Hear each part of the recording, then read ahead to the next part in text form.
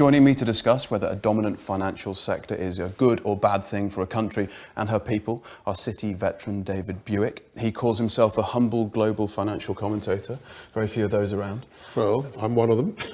And we're delighted to have international banking and finance professor Richard Werner here, the man who coined the term quantitative easing and someone who has thought long and hard about the pluses and minuses of financialisation. Welcome to you both. Good to be here. David, in your own words, you're deeply and irrevocably committed to the City of London. Why? I think what I've seen over the last 54 years that I've been in the city, but the infrastructure really, as regards the financial services, has been built up over 70 years, since the war really.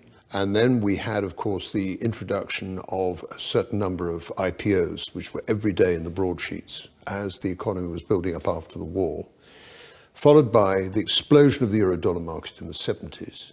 Then followed by the abolition of exchange control, which Margaret Thatcher introduced in 1980. Right. That is more significant to me than Big Bang by a long way, for the simple reason it suddenly is we're open for business. Any currency you like, no restrictions, and the world, in terms of financial banks, exploded. At the end of the 70s, there were over 300 trading banks in the City of London.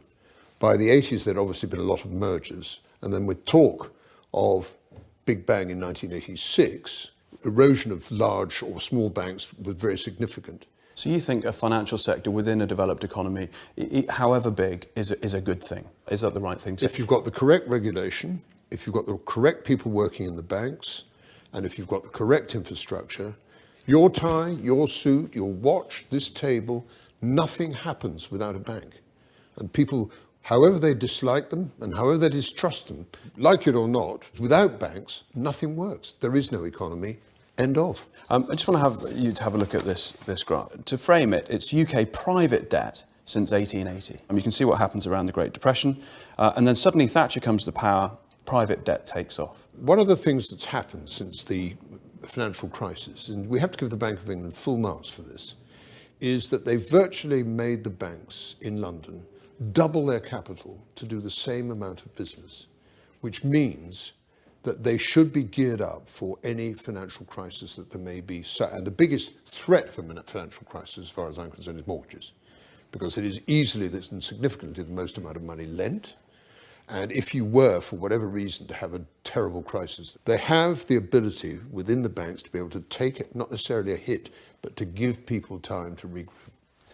Richard, financial sector, a bloated or a dominant financial sector, its effect, in your view, on the real economy? First of all, it's interesting that the national income accountants, who think a lot about the overall economy, how to measure it and how to, structure the data, they actually have been struggling for decades with the question what to do with the financial sector. Why?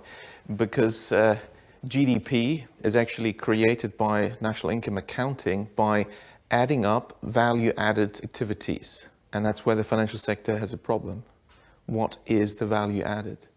And it's been so difficult that essentially the national accounting statisticians have to make up a fictional value and just add it onto GDP and say, okay, we can say that maybe is what the financial sector is doing. Because essentially, there is no value added, there's value extracted. And so really, you need to subtract it from GDP. Has the finance sector, the fire sector, has it become a cost centre? Because is there a sweet spot where it's actually serving humanity, society, and facilitating business? And when it becomes a profit generator in and of itself, it becomes detrimental to the wider world. Start with you. Well, exactly. Even the mainstream textbooks in finance, banking, and macro monetary economics will show banks as financial intermediaries. Now, there's a problem with that. It's clear there is a high price that we're paying for this, what should be a humble intermediation service that's being performed, and the salaries that are being paid are, famously very high, which is very strange if they're just intermediaries. If I could interject here, again, I agree 100% with what he said, but we need to put this in perspective, because all this fearful, dreadful press that we've been reading about Lloyds Bank, £16 billion worth of PPI, and Deutsche Bank being fined for this, and Barclays being fined for that, and Standard Bank, money laundering and all this stuff. This was all 2003 to 2008. The regulator has stepped up to the plate in a very big way. And we had that situation, you recall, when Bob Diamond was absolutely stripped of his raiment in front of the Treasury Select Committee when he was chief executive of Barclays, because the bonuses paid to the staff was greater than the dividend paid to the entire bank that year. It was appalling. All of it, though, was backed or underwritten, if you like, by the taxpayer. Yeah, exactly. That's what's making it even more. That doesn't happen in London now. Are you sure about that? I'm absolutely positive. I promise you, things have changed. I'm not saying people aren't still earning pretty decent money. They are. But it isn't swags of cash that goes all the way to the bank. For an intermediary service, it's a hell of a cost. If you want to facilitate trade and get the real economy moving again, you're absolutely right. Why does all this money end up in the cul-de-sac of financial services? It doesn't matter if you're building a factory, whether you're wearing a suit, this table, they all come from banks. And so you have to go to the kernel of life. You're about to make a point, and if you don't, I'll make it, that there was a rotten core there, and it was shocking. I'm glad you said it. No, I did. And I've been, trust me, some of the stuff that I've said over the last 15 years, I'm deeply embarrassed over, because I was unaware of a lot of these terrible things like the PPI and some of this money launderings. I'm appalled, absolutely appalled, because we had soft regulation under Gordon Brown. And he abrogated every bit of responsibility. I want the risk makers to take more risk. Come on. We need somebody to put a grip on it, and that's what we didn't have during that period. If you've got this amount of private debt, then ultimately the financial sector becomes political. It has to, because it has so much power. Yeah, wouldn't argue. If you follow that logically, where does that end up? I think there's a structural problem, that is the concentration of the banking sector. So in the UK, 5 banks account for 90% of deposits, which is one of the most concentrated banking systems in the world. In Germany, those high street banks account for 12% of deposits, and 70% of deposits are accounted for by 1,500 local not-for-profit community banks. There's a general tendency when an organization gets large and larger and larger and gets very big, essentially decisions are made without accountability, and the temptations of power strike. Lord Acton famously put it this way, power corrupts and absolute power corrupts absolutely.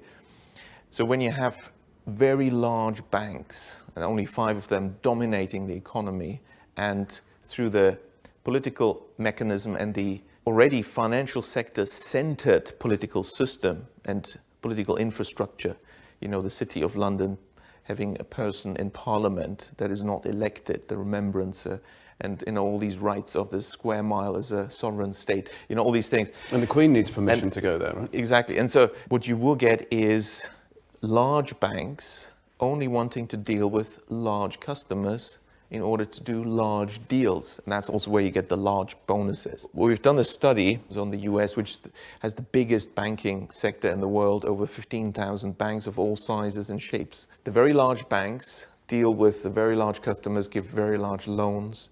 The medium-sized banks give medium-sized loans. Who is lending to small firms? It is only the small banks. Now, the UK doesn't have those.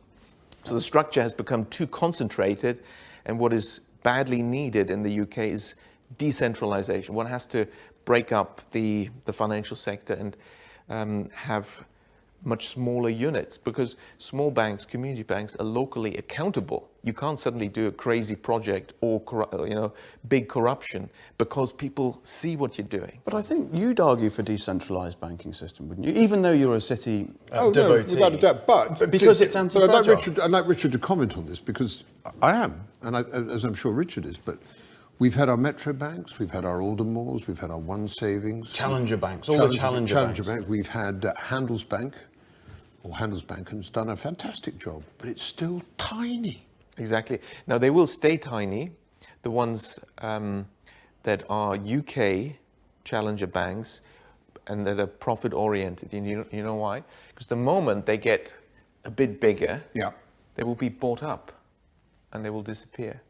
This is exactly what happened over the last 100 years. On that note, that's it for this half. Join us for more of this debate after this short break. We'll be talking more about the great financial paradox with City champion David Buick and international finance and banking professor Richard Werner. Richard, when you think about inequality in the UK, and it's a hot topic, and you think about, as you'd like the banking sector to be decentralised, flatter structure, more resilient, how do you begin to talk to the public or the political class about achieving those goals? Essentially, if we want to produce something, we need funding. So there's a role for banks in almost everything that's happening in the economy. But what exactly is that role? I'd like to reflect on that. Banks are being thought of as intermediaries, but this is not really what's happening. Banks... What are they then? The creators of the money supply. So you're firmly of the view that banks create money out of thin air? Yes, well, I produced the first empirical studies to prove that in the 5,000-year history of banking. Banks are thought of as deposit-taking institutions that lend money. The legal reality is banks don't take deposits and banks don't lend money. So what is a deposit? A deposit is not actually a deposit. It's not a bailment. It's not held in custody. At law, the word deposit is meaningless. The law courts and various judgments have made it very clear if you give your money to a bank, even though it's called a deposit, this money is simply a loan to the bank. That's true. Yeah. So there is no such thing as a deposit. So you think it's poorly and inadequately named then? So banks borrow from the public. Okay, so that much we've established. What about lending? Surely they're lending money. No, they don't. Banks don't lend money. Banks, again, at law, it's very clear, they're in the business of purchasing securities. That's it. So you say, okay, don't confuse me with all that legalese. Yeah. I want a loan. I want a loan. Yeah. Fine, here's the loan contract, here's the offer letter, and you sign. At law, it's very clear, you have issued a security, namely a promissory note, and the bank is going to purchase that. That's what's happening at law. Put it in layman's terms, what does that mean? It means that what the bank is doing is very different from what it presents to the public that it's doing. How does this fit together? So you say, fine, the bank purchases my promissory note, but how do I get my money? I want, it's a loan, I want my money. $200,000, right? I don't care about the details, I want the money. The bank will say, well, you'll find it in your account with us. That would be technically correct. If they say, we'll transfer it to your account, that's wrong, because no money is transferred at all. It's already in from the bank. Anywhere inside the bank or outside the bank. Why? Because what we call a deposit is simply the bank's record of its debt to the public. Now, it also owes you money, and its record of the money it owes you is what you think you're getting as money, and that's all it is. And that is how the banks create the money supply. The money supply consists to 97% of bank deposits, and these are created out of nothing by banks when they lend, because they invent fictitious customer deposits. Why? They simply restate, slightly incorrectly in accounting terms, what is an accounts payable liability arising from the loan contract having purchased your promissory note as a customer deposit, but nobody has deposited any money. I wonder how the FCA deals with this, because in the financial sector, you're supposed to not mislead your customers. Anyway, I don't think the answer to that. So the banks create the money supply by inventing these claims on themselves, the fictitious deposits. That can be actually positive for the economy as long as this money creation is in line with the creation of new goods and services, implementation of new technologies, and therefore adding value. And adding value in the economy is funded by this money creation. If that happens, and we're talking about business investment, productive loans, productive bank credit, you will have no inflation. These loans can also be serviced and repaid, and you have a stable economy without problems and with low inequality. And so countries that achieve this, that the banks lend mainly for productive purposes, whether it's Germany in much of its 200-year history, or in the last century, the East Asian economies where bank credit was largely for productive purposes, then you find. But there's two more cases. I quickly need to point them out because that's the contrast. But just clarify that inequality is significantly lower? Lower, yes. Inflation is low? Yes, and you have stable growth. And the real economy thrives. Is booming, yes. That's when bank credit creation is focused on productive lending for productive purposes. As opposed to speculation and asset price. As opposed to, there's two other types. If banks create credit for consumption, it's obvious what's going to happen. You suddenly have more money created and more demand for goods, but it's the same amount of goods and services. So you're creating consumer price inflation. That's well understood, and central banks are watching that a little bit. And what's less well understood is, and what's the biggest in the UK, it's probably more than 70% of all lending, actually way more than that, is bank credit creation, so money creation for financial transactions, for asset transactions, for purchasing ownership rights. Now then you have a problem. Why? Because you're creating new money, but you're not creating new goods and services. You're simply... They're constant, aren't they? You're giving somebody new purchasing power over existing assets, and therefore you must push up asset prices. So this... You can draw a chart where you show, asset prices, land prices, property prices in the UK, and they will match very closely as I've shown in Japan and other countries. And that also creates the inequality. So when the banking sector has focused too much on unproductive lending, and in the UK it's dominant. It strikes me that what you're telling me, and tell me I'm wrong, is that lending, in order to get round this deposit/loan situation, needs to be categorized. You're right, exactly. Is that right? That's right. We need to look at where the money is going. That makes a whole world of difference. Okay. So if money bank credit is extended for productive purposes, you're fine. You'll get a good economy, no inflation, and financial stability. And also, you don't have this inequality problem. And do you think there should be different capital ratios towards each? Capital, the whole Basel capital approach doesn't work. Why? Because it's premised on the idea that banks are just financial intermediaries. But they're not. They're money creators. We need bank regulation that recognizes reality of how the banks actually operate. So what you're saying, this is a regulation problem? Clearly, yes, it's a regulation problem. That's right. We need different regulation. And the only regulation that actually has succeeded in history, and we have good data for the 20th century in particular, in preventing asset bubbles and banking crises, which are all driven by this bank credit for financial transactions. It leads to this asset boom, and it's a game of musical chairs. You have to play it. It's rational to play it while the music is playing, which is how asset prices are driven by ever more bank credit for financial transactions. The moment it stops, asset prices fall, you get the first bankruptcies, banks get risk averse, the whole thing goes into reverse, and banks go bust. But you can avoid this, and the only regulation that has succeeded in avoiding this is guidance of bank credit. Simple rules. The simplest form of bank credit guidance is to simply ban bank credit for financial transactions. It doesn't mean financial transactions are bad. No, let the speculators speculate and let them even borrow money, but not from banks.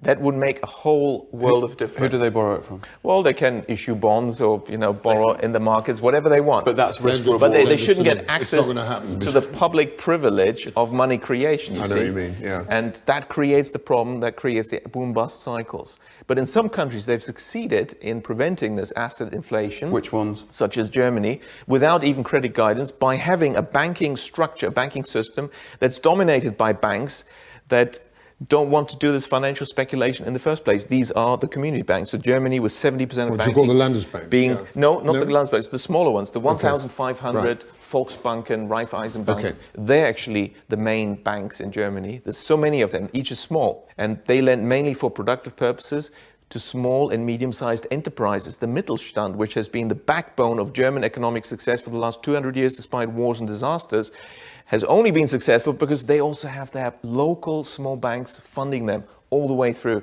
That doesn't exist in the UK, and that's been why the small and medium-sized enterprise sector always has had a problem in the UK. So we're stuck with speculation and horrific property porn renovation shows. Well, the solution is, of course, to create these small banks. We need to create small banks. They're the natural lenders to small firms. The public wants stable growth, none of this boom-bust cycle, banking crisis, public money used to bail out banks. People don't want that. In Germany, these community banks, it's very interesting because they've never used public money. In these 200 years, not a single one has ever been bailed out with public money, and no depositor has lost any money. Although, Richard, your argument is complex, principles are terribly simple. It is very simple. And although you're a little defeatist... I'm not maybe I'm defeatist, but I like it. But it's just the idea of can I put it? Go on. Getting through the regulatory, they are so reluctant. But that's why It is hard work. But that's why we got you in. We're gonna have you as the I think ambassador. For this. I have to say, this has been brilliantly explained. We open with the question: do we have a finance curse? Does the UK have a finance curse, David? No. I think it has difficulties, but I think those difficulties have appeared insurmountable 5 years ago.